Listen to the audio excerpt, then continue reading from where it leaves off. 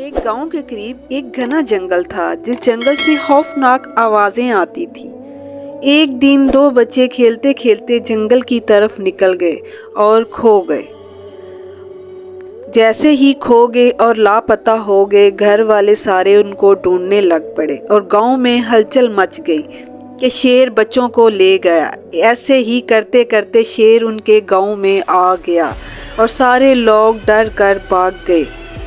और जो बच्चे का बाप था वो बच्चे को ढूंढता ढूंढता जंगल में पहुंच गया और शेर से हाथ बांधकर कहता है, अगर तुम मेरे बच्चों को लेके आए हो तो बता दो। शेर ने बोला, चलो मैं तुम्हारे साथ चलता हूँ। और शेरों के झुंड के पास चलते हैं। जैसे ही वो शेरों के झुंड के पास पहुँचे तो बच्चे उनके पास थे और बड़े शेर ने उनका मुकाबला किया और बच्चों को बचा लिया। ये थी हमारी आज की कहानी। इसको लाइक करें, कमेंट करें और आगे शेयर करें।